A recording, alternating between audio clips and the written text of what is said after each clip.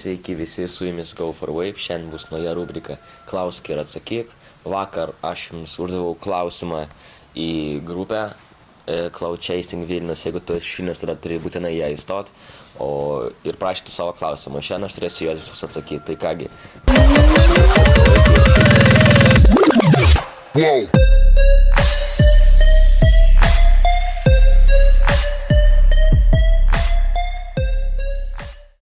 Ok, kągi, pirmas klausimas. Prieš kiek laiko pradėjai veipinti? Rimtai dabar prisiminus, pradėjau veipinti maždaug prieš 4-3 metus kažkas tokio ir iki dabar vis tai dar tęsiu. Ar būna taip, kad nori vis geresnės ir geresnės elektronikos? Manau, man visą laiką taip yra, pavyzdžiui, paėmant dabar turiu IPV dedu, man atrodo tokia labai gerą modą, gerą atitiklį, bet noriu vis tiek kažko geresnio ir manau, aš greit parduosiu ir paimsiu kažką geresnio ir iškart padarysiu apžvalgą. Kaip sugalvoju daryti video ir kitas apžvalgas? Visų pirma, manau, pažiūrėjau ten visokiausius riptripperius, ten visokiausius rusų apžvalgininkus ir pastebėjau, kad tokio dalyko nėra Lietuvoj ir norėjau kažkaip tai pradėti, būtent, kad tai daro lietuvis, kalbėti lietuviškai per video, daryti apžvalgas ir manau, tai jums ir man įdomu, būtent man tai tikrai tai yra įdomu daryti, tiesiog tai montuoti ir tai yra tiesiog kaip kaifas, tai kažkas tokio. Kaip sumastė nusipirkti elektroninę?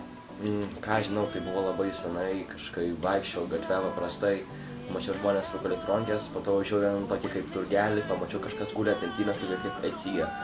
Pažiūrėjau, paskui galima nupirkti kiek metų, sakau, 13. Man iškart nepadėjo, paprašiau teisinuką, man nupirkti tą elektronikę, pabandžiau, nuėjau į šūlę, visi iš karto, oh my god, what the fuck, kas čia tokio, visi iš karto labai užsinorėjo, kažkaip pradėjau taip biškį stumdyti, būtidamas 13 mečių ir kažkaip vis aš norėjau kažką geresnio, po to paėmiau C5, C7, ten karočią, po to spineriai ir tai kažkaip prasidėjo.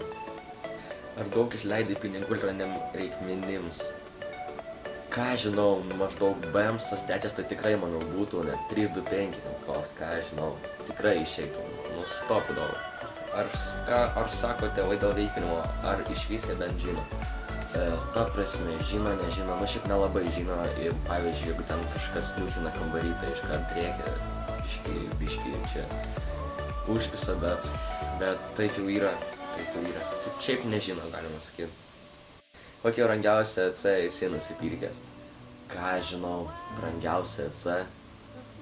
Gal netgi dabar, turiu TFV 4 su IPV dedu, tai čia apie, ką žinau, apie 100 stram eurų kažkas tokio. Kas labiau prie širdies, RDA ar tankai? Man labiau prie širdies, aišku, kad tankai, nors RDA mėgstu biškį ten su tais kodais pasižaisti ir irgi labai įdomu. Bet labiau man prie širdies tankai, kaip Subtankas, kaip Zephyras, kaip Bilo Mantras ir dar kažkas tokio. Tai kad kažkaip labiau tankai prie širdies. Tai kokia buvo pirmoji elektronika? Tas Health Kitas, tipo, atrodo, kad normaliai cigaretė, bet ten iš elektronikės, to lazeriukų iš priekio. Tam toks levakas, bet čia buvo pirma ir manau daugelis nuo jų pradėjau kažkadaise. Tube mech modai, reguliuojami box modai patinka labiau ir kodėl? Manau tikrai reguliuojami box modai, nes nustatai kokią nori galią, kiek vatų nustatai ir galima arba mažiau garų, arba daugiau garų, kažkaip labiau patikimiau tai viskas atrodo.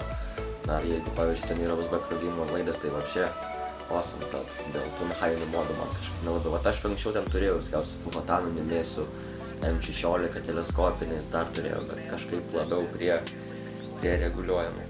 O ką pirkti už 5 eurų? Už 5 eurų nusipirk dar 3 eurų ir nusipirk kažką gerą. Ok, papasakok apie Haną, ką nors labai jos mane domina. Jeigu jis tave domina, tai tu kažkaip biškį paliaunas čiuvakas, nes Haną iš tiesų nelabai. Kiek aš esu klausęs apie Hanas, pavyzdžiui, Kadumę, sakau, taip ką imti, kad pavyzdžiui, Aistik ar Haną. Sakė, kad tu esi duchas, jeigu sakai Haną. Aš tada paėmiau Aistik ir viskas, ten Haną kažkaip man nelabai prie širdies, gal jums ir gerai, bet man nelabai. Koks jaujausias buvo Dre hitas?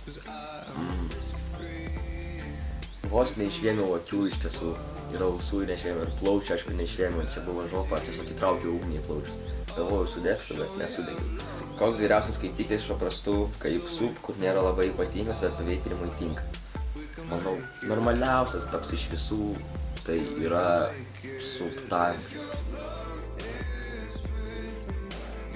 Kaip atskirti fake, kokios funkcijos ir taip toliau. Ta prasme, kokios funkcijos tai nežinau, bet kaip atskirti yra tokie dalykai, kaip pavyzdžiui, scratch kodai einat į gamintojo puslapį, pažiūrėt tą scratch kodą, būna arba authentic, arba fake, arba ten dar kažką rašo jums. Šiaip ir kaina labai skiriasi ir, pavyzdžiui, ant subtankų fake'ų nėra čia parašyta Kenger. Galima ten šiaip atskirti.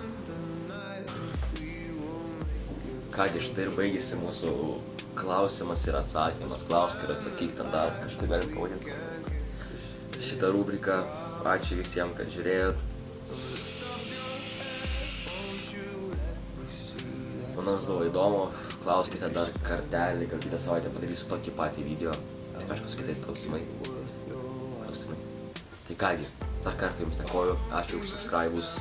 Tikrai biškis net padidėjo nuo 110 iki 205 maždaug per savaitę. Ar tai per pusantros savaitės kažkas tokio. Ačiū jums labai. Kągi, dar kartą iki, like, comment, subscribe, klauskite, atsakykit ir darykit, ką norit čia. Karočią, veipinimas yra kaip vitaminai, nereikia per daug, bet tai yra sveika. Tai kągi, iki broliai.